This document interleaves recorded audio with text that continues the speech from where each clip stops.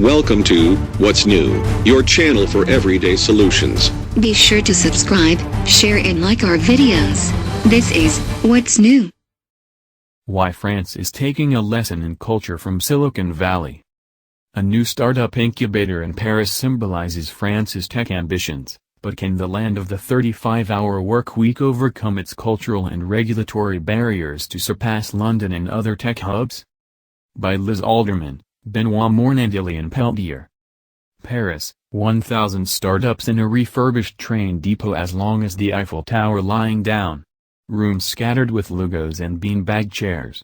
Elevated walkways bridging cargo container offices and open-air desks. Graffitied railway cars transformed into cafes. The vast project in the heart of Paris, Station F, is a symbol of France's ambitions to be the startup capital of Europe. Under an arc of glass and curved concrete, it aims to amass the largest group of entrepreneurs, venture capital firms, incubators and accelerators anywhere in the world. The ambitious effort would seem inexpensive, even quixotic undertaking for France, a country better known for a 35-hour workweek and rigid labor laws. And plenty of countries are trying to emulate Silicon Valley's startup ecosystem, with varying degrees of success. While France needs to lure more international investors and further ease rules for entrepreneurs, the country, backed by government officials and tech leaders, has started to inject new energy into the startup scene. France has already become one of Europe's top destinations for startup investment. Venture capital and funding deals last year surpassed that activity in Germany, making it second only to Britain in Europe. Silicon Valley has taken notice. Facebook and Amazon are backing Station F. Microsoft is basing its newest artificial intelligence startup program there, and will be joined by French giants like the video game publisher Ubisoft and overseas players like Line, the Japanese messaging app. President Emmanuel Macron inaugurated the site on Thursday as part of a push to make France the leading country for hyper-innovation, urging an enthusiastic crowd of entrepreneurs to transform and shake up the nation. The Talent Scouts. Station F is the brainchild of Xavier Niel, a technology billionaire bent on transforming the French startup scene. He's invested €250 million, about $280 million, of his own money and brought in a Silicon Valley up-and-comer, Roxane Varza, to lead the effort. Xavier Niel. What's important is that we create successes. The risk is that in a few years, that doesn't happen. But that risk is really null. Often referred to as the Richard Branson of France, Mr. Niel, 49, is one of the country's most successful tech entrepreneurs, worth around $8.1 billion. He shook up French telecoms by starting an ultra-low-cost internet service and mobile operator, Free, which forced industry stalwarts to follow. An aggressive investor, he co-founded Kima Ventures, which focuses on early-stage startups, and a coding school called 42, with no tuition, teachers or textbooks. Mr. Niel sees Station F as a way to help France steal Britain's crown as Europe's premier startup hub. Raised in a gritty suburb of Paris, he is also trying to empower would-be entrepreneurs, especially marginalized youths. And he wants to capitalize on France's strength as a producer of math and engineering whizzes. Roxane Varza. When people talk about France, they don't see it as a small league player anymore.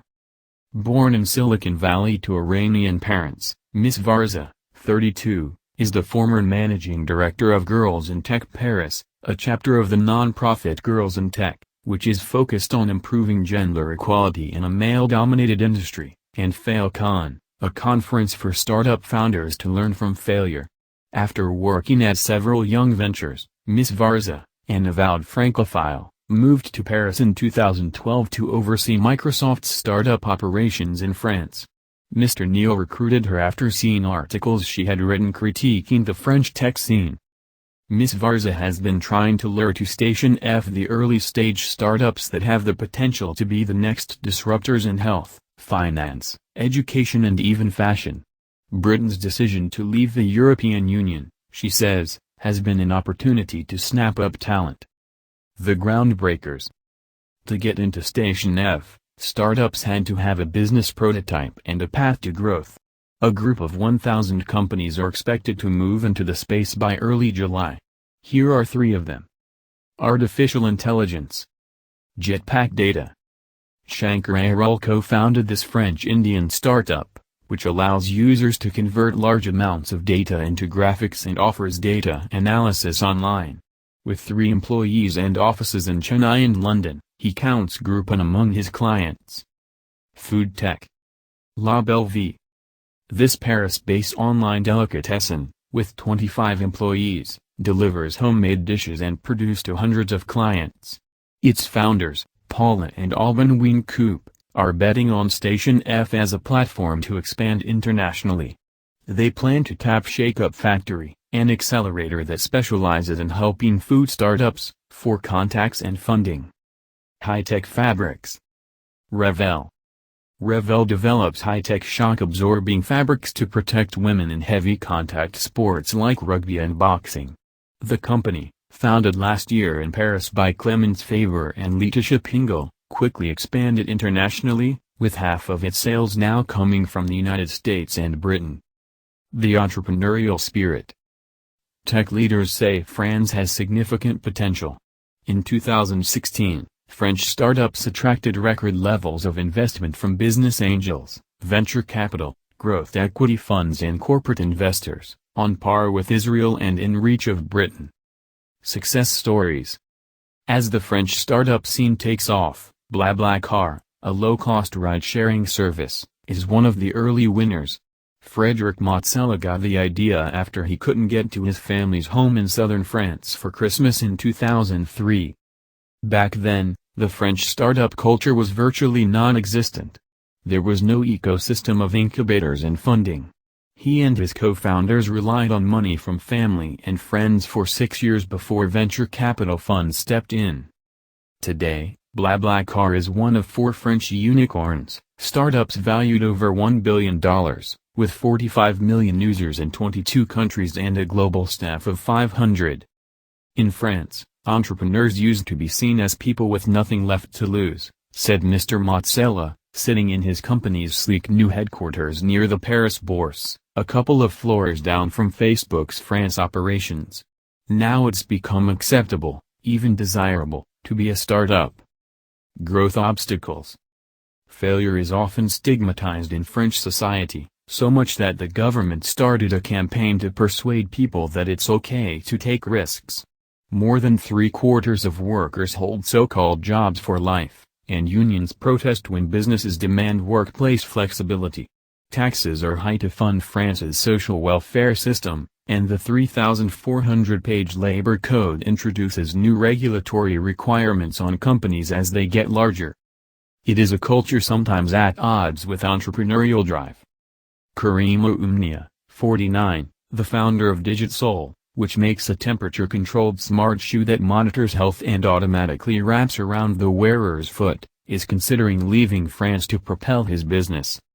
Founded in 2014, DigitSoul employs 20 people in the town of Nancy and has won numerous orders from European sports teams. Former President François Hollande cited Mr. Oumnia as an emblem of French entrepreneurship. But Mr. Oumnia has struggled to scale up. When he wanted to offer stock options to lure and retain engineers and designers, the French rules were so complex that he dropped the plan. Social taxes pushed his employee costs to nearly twice what they would be in the United States. The financial infrastructure isn't fully developed, either.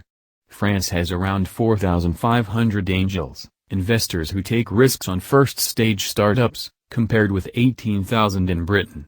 While more venture capital has flown into France, the levels still lag Britain, Germany, and Israel. France has plenty of talent to create startups, Mr. Oumnia said. The problem is to grow them to mid-size companies that create jobs in a country where unemployment is high. Regulations and taxes have still not evolved enough to allow startups to flourish once they get off the ground, he said, adding that he hoped President Macron would change things. So it's fine to say, let's create 1,000 startups. The question is, are you creating the environment for them to become champions after? The answer is, not yet. A government push. Mr. Macron has pledged to make the country more business-friendly, with the government paying particular attention to entrepreneurs. Here is a look at France's tech agenda. Investing billions. The government has created numerous state investment vehicles like the French Tech Acceleration Fund and the Large Venture Fund. Led by the French Public Investment Bank, BPI, with 42 billion euros under management, the state makes billions in loans and grants available to fund startups and accelerators at easy terms. Mr. Macron recently announced another 10 billion Euro public fund to invest in startups. Such backing, critics say, can make it hard to discern whether French startups are competitive. Promoting tech. In 2014, the government started French Tech, a sprawling program to burnish the country's tech credentials. 13 French cities were designated high-tech hubs, including Bordeaux, better known for wine. The government also supports the growth of French startups in dozens of foreign cities, including New York and Shanghai, and promotes French entrepreneurs at big industry events like the Consumer Electronics Show in Las Vegas. Offering incentives. The government is trying to lure international tech talent to France by providing a fast-track work visa for entrepreneurs and their families, relocation grants and free office space. Easing tax laws. France created a special tax status for innovative new companies and has granted over 1.17 billion euros in tax exemptions for 6,600 startups since 2004. Still, entrepreneurs say more needs to be done. In a bid to stoke more startup investment, Mr. Macron has pledged to exempt ownership of company stakes from France's wealth tax and introduce a flat capital gains tax of 30%, down from as high as 50% now. The backers. The biggest vote of confidence in Station F is from Facebook. A few years ago, the social media giant set up an artificial intelligence hub in Paris, its third after Silicon Valley and New York, to recruit from what it saw as a source of talented engineers at France's elite universities, and from around Europe. The unit researches improvements to image and speech recognition, and other artificial intelligence applications. The company is now anchoring an incubator program at Station F called Startup Garage, which will mentor 12 budding tech entrepreneurs every 6 months in health, education and other fields, and capitalize on their creative ideas.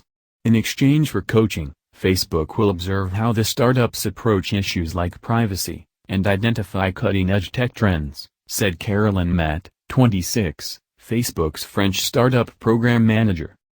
France can definitely become a startup nation, said Miss Matt, a French national. The potential is there. Welcome to What's New, your channel for everyday solutions. Be sure to subscribe, share and like our videos.